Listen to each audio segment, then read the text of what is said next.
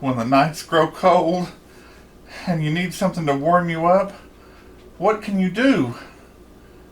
You can grab your turkey bones, toss off your blanket, and make nice, delicious, nutritious turkey stock.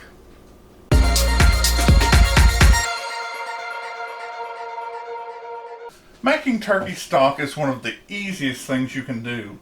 In fact, if you're going the traditional route, all you need is a crock pot, at least 6 quart. This is a 10 quart because I'm sharing some of the stock with my mother-in-law. And turkey bones and water. That's it. So, at the end of Thanksgiving, I know all of you took your turkey bones, meat, skin, and saved it because you knew something good was coming, right? And if you didn't, then you'll do that after Christmas. So, drop it all in. We're talking wings, skin, meat, knuckles, whatever. And the carcass too. Now, I kind of broke it to get it to fit in the bag, but put the carcass in there. And then, if people ate the legs or the meat off the legs and stuff, get those bones. Every part of it that you can save will just add to it. It'll add to the flavor, it'll add to the color, it'll add to the nutrition. The skin, the meat, the bones, the neck, and add that juice in there too. You might be saying, Jim, that's not juice, it's blood. It is. Now, I have my crock pot on high because for the first couple of hours, I want it to be warming up. And then, all you do is cover your bones. Now, because this is a 10 quart, I'm going to need more water. And I'll be right back. Here's more water. And, of course, be careful not to splatter, but you just get it in there, and that's plenty. Just a little bit sticking up. I think Julia Child said the French call that a fleur, which is roughly translated like flowers or flower petals floating on water, something like that. But cover it up, get your lid on, and you're good to go pretty much for the next 8 hours. However, we'll be back in 2 hours because there's more instruction to come. But this is one of those lovely set it and forget it things for the most part, and you have something wonderful and it didn't take much of your time at all. So get some coffee or your favorite cold beverage and take a break. Alright, let's see what time. 8 o'clock. I started roughly 5:30, but with some interruptions. So it's been a little over 2 hours with the crock pot on high, and let's see, 127. So that is obviously not simmering or boiling, which you really want it to simmer. So what we're going to do is take this off and talk about some other things that we need to do. I'm still going to leave it on high until we get our simmer. As I said, if you wanted to make just regular traditional turkey stock, same with chicken stock or even pork stock, whatever, you would just put in water and the bones and meat and skin, whatever you got. leftover meat that's clinging to it, not all the meat, of course. Then when it's cooked about 6 to 8 hours later and it's eked out every bit of nutrition and gelatin it can from the bones, then you can season it to taste. But if you want to make deluxe chicken stock, Jim style, chicken stock a la Jim, then you want to get your aromatic vegetables here. You want about a cup of carrots. I like the baby carrots because they're very simple to work with. I just take a handful, line them up here, and also love these safety knives. My grandmother used to have knives that would hang magnetically on the wall, and you've probably seen those, but these have these covers and whoosh. Anyway, you just cut them in half, and there you go. It's very simple. Yes, I will put that into my measuring cup. Now, aromatic, you're thinking, well, aromatic, that sounds like aroma. Very good, Anil. And you're thinking, well, I don't care what it smells like. And that's true. You probably don't. But the truth is, aromatic vegetables add more than aroma. For example, I got a little one little piece of carrot there. I'll be honest with you, I really have about 2 cups of carrots here because my crock pot's 10 quart and yours is probably 6. 6 quarts minimum. These aromatic vegetables, of course, they give a nice aroma to it, but the carrots give their vitamins and minerals as well as a little bit of that sweet carrot taste. It all just adds in those tastes. They meld together, and then you're just like, mwah. That was mwah, mwah. Okay, same thing. We want, probably, in my case, 2 cups of celery, rough chopped, and in your case 1 cup if you're doing the 6 quart.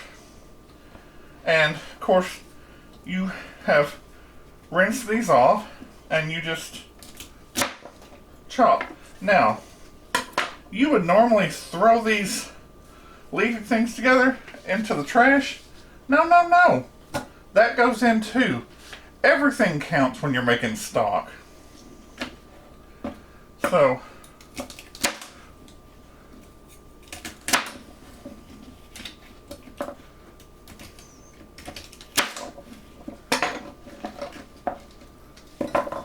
and I love the smell of celery too.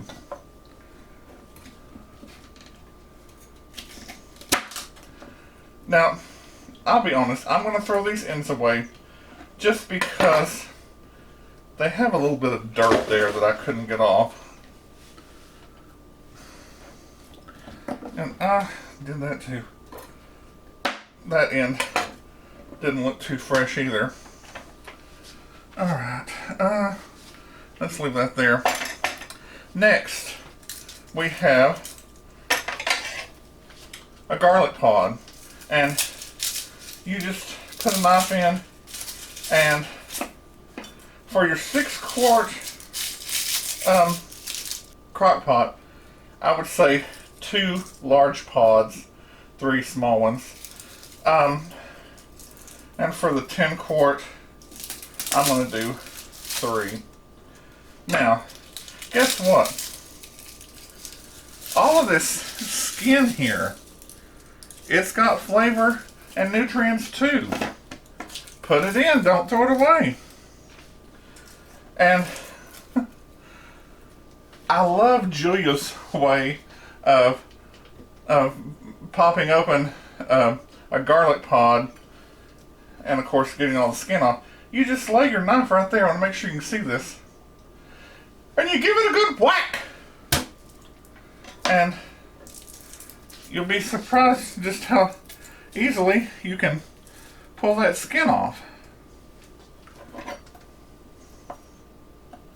Whack! You can break the pod away there. Some people just throw these in, but I think if you open it, and I feel that little bit of juice that's on the garlic on my fingers, it lifts that out, and it just helps with your flavor. I need to rinse my fingers off.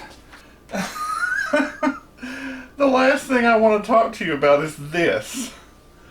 This is called a shallot. Now, it is so much better than our, I'll call them rude, abrupt white and yellow onions in America. A shallot is actually a French onion, and Julia used them all the time. And if you're my mother-in-law, you say, it's just a baby carrot. It is so not just a baby carrot.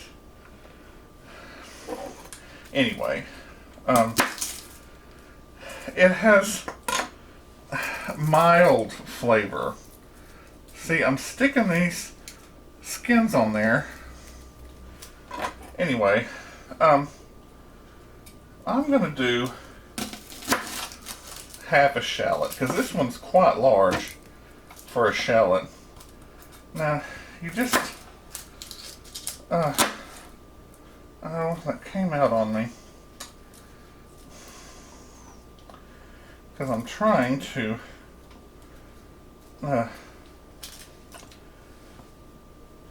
just make my cut throughs straight down.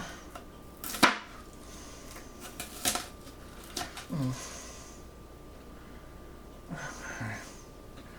And then, ow! Almost got me. My wife's favorite song, Don't Let Me Get Me. I'm gonna bring this back.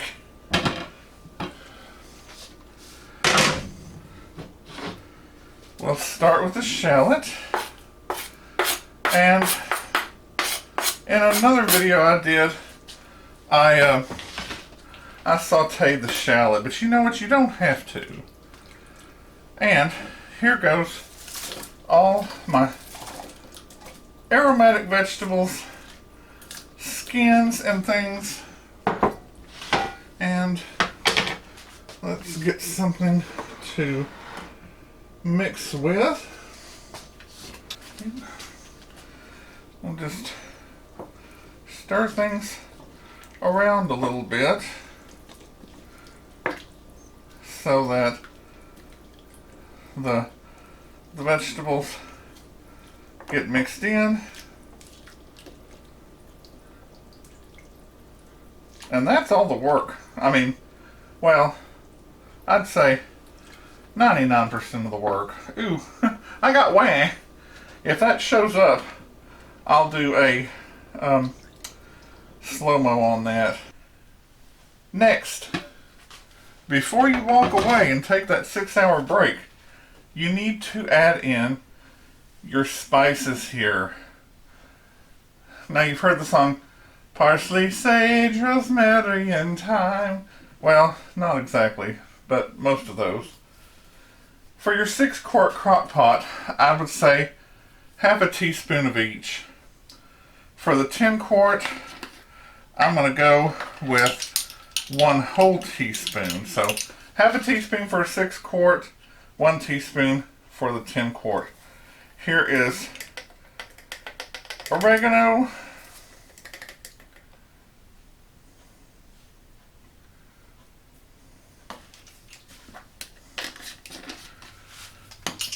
Then we have basil, or Julia would call it basil, but she would also talk about the menu and call it the menu.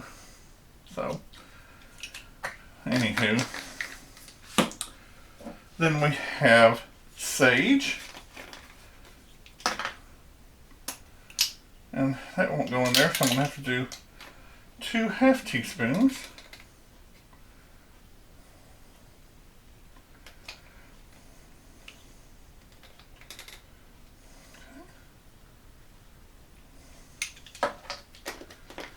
We're halfway there. Next is ground thyme. That was ground rubbed sage. Again, 2 half teaspoons for me. And I use these spices for a lot of different cooking things. And last but not least, rosemary.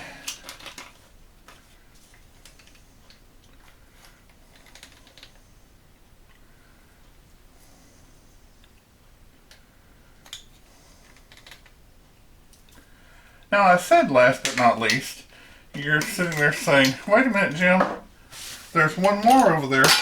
There sure is. And it's called bay leaves. These are imported bay leaves. They're Turkish bay leaves, but they're by McCormick. Julia always thought imported bay leaves were better than homegrown. So, it's what we have. In fact, I'm so weird. My little sister and her husband bought me spices for stocking stuffers last year. I have 3 bottles of bay leaves. So for the 6-quart crock pot, I would put in 2. Well, that's a half. Smells good too. For the 10-quart, I'm gonna put 3. That one's broken, so I'm gonna look for a medium one. This will do. Take my little wooden stirring spoon here and make sure that everything is in the water. See, if you're not careful, it gets up on the side. That doesn't help your flavor, but a little bit won't hurt. So that's it. Now you can cover this, go have your 6-hour break. However, if you're leaving it on high to get to a simmer, set your time for an hour, your timer, and come back, because if it reaches that simmer, you don't want it to boil. Turn it down to low. So that's all, and cook for 6 to 8 hours total. Alright, we'll be back then. Welcome back. This is day 2.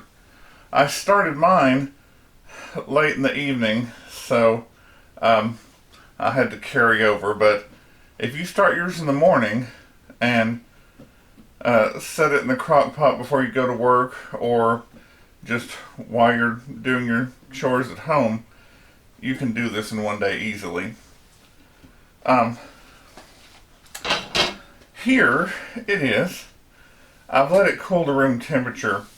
It can actually take 7 hours to cool all by itself. And you don't want to put this hot liquid into the refrigerator, because, as I tell you, it can sour. And when you have something that's good, you don't want that to happen. Now, we need to take out all of our bones and carcass and all that great stuff. So, let's get a strainer and some heavy duty tongs here.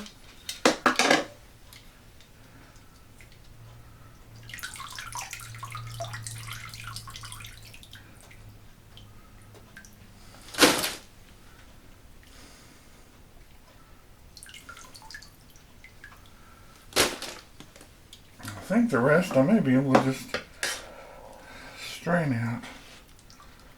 Let's see. Or maybe a little bigger than I thought.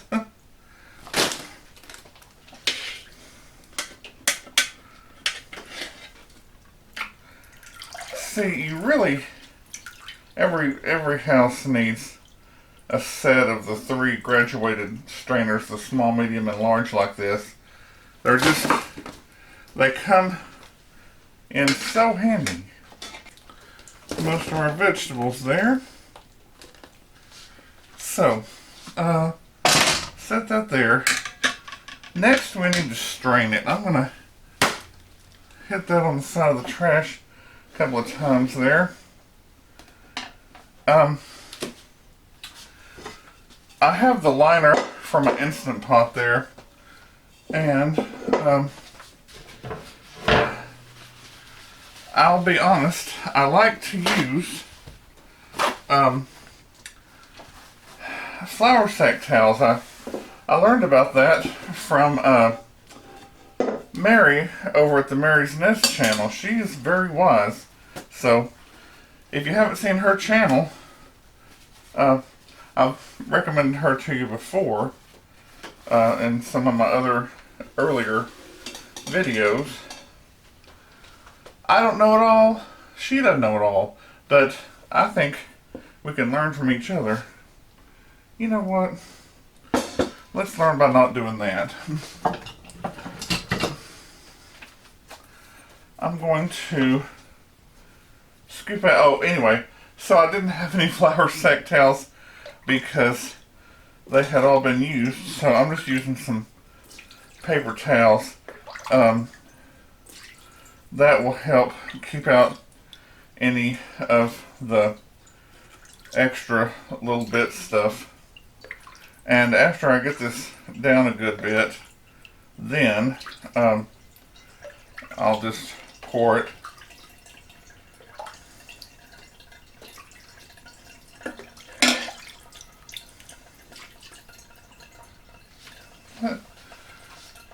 I may be able to try it.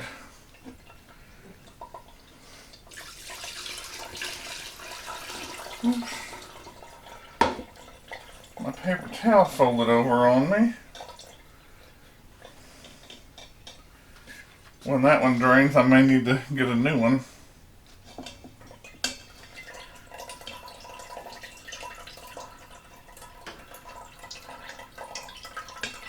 Paper towels don't let things drain through quite as easily as the flour sack towels do, but you can see here just some of that little bits and pieces of stuff. Alright, here we go again. Let's try the pouring.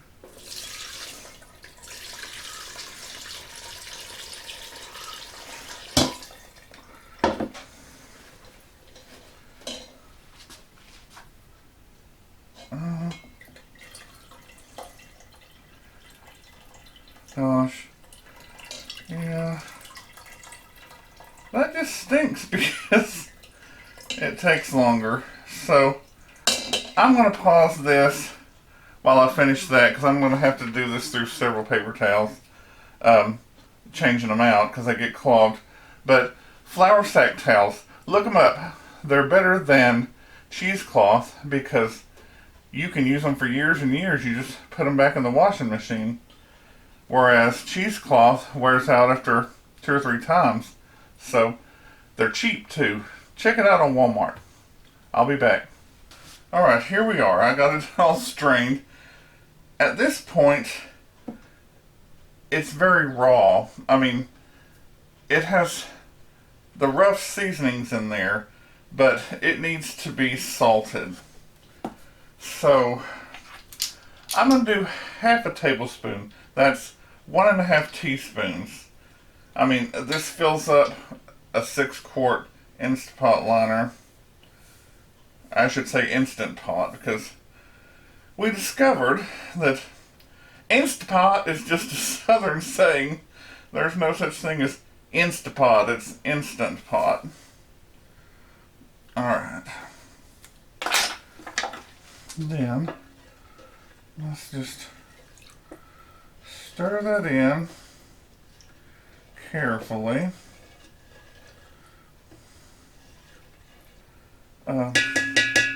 You never know. So, let's try this.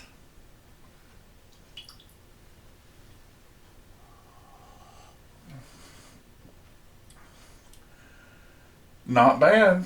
But I think I will go ahead and put one more teaspoon, and that will be perfect. One thing you might remember, or actually, if you don't know, you can't remember, but one thing you might consider, things taste different on seasoning when they're hot and when they're cold. I think when they're cold, they taste more seasoned, and when they're hot, they taste less. If I'm wrong on that one, I know y'all will let me know.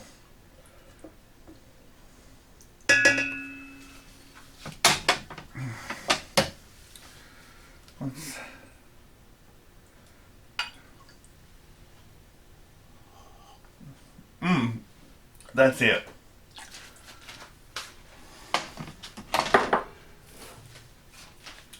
Now, here's what you do with this delicious turkey stock.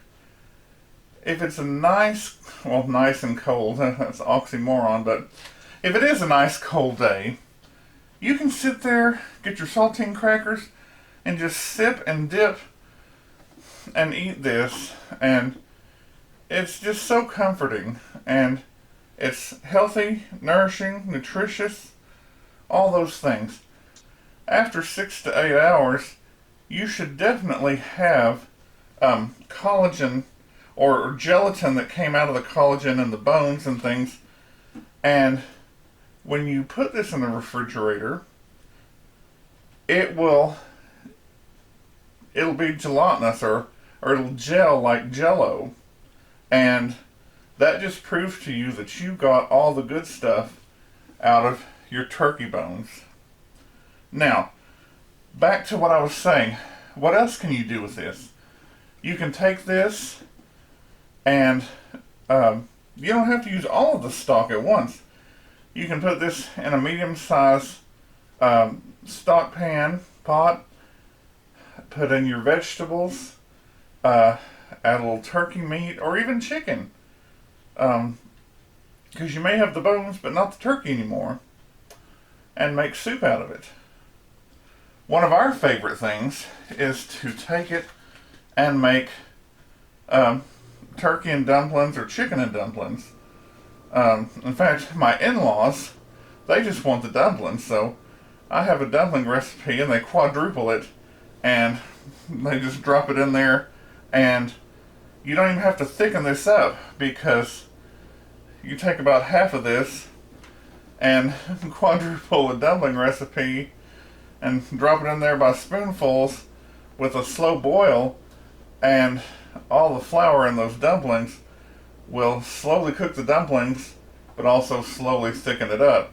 And you'll have the best stuff with or without the turkey or chicken in it. So that's another thing to think about. This will last, I would say for sure, up to 3 days in the refrigerator, or if you have a freezer-proof receptacle or two, you can pour it in there and freeze it. Now, I've been looking, and let's see. Really, there is practically no fat in this. I mean, which is unheard of. I mean, we must have had a really healthy turkey. I was going to show you my handy fat separator. What you do is you fill this up, and what will happen is the fat will float to the top here, and you can put this over another pot or a jar and push your button. The turkey stock will come out, and then you let go when you get to the fat. And then if you're a really efficient individual and you save the fat, you can cook with it or you can discard it. But I have practically no fat. I mean, you can try to scrape this, and I mean, there's really nothing there. But when you chill this in the refrigerator, you'll know if you have fat or not, if this is your first time and you don't know what you're looking for, because not only will it gel underneath, but you'll have kind of a white substance. It'll look like a frozen lake that you could go skating on. And what you do is you just take a nice large spoon, even a serving spoon like this, and you just skim that cold turkey fat off. And again, you can either save it to cook with or you can discard it.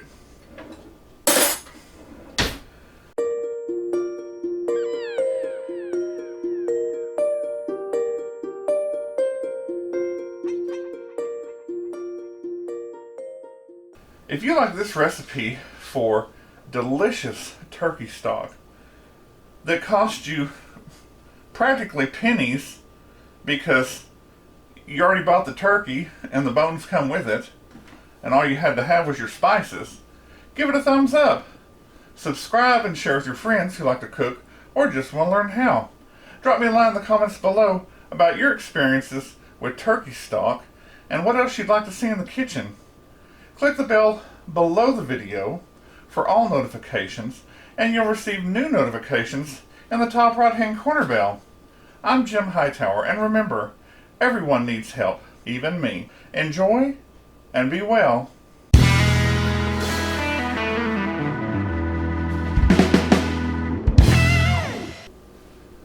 When the nights grow cold and you need something to warm you up, can you did it again. The last thing I want to talk to you about is this. Flopper.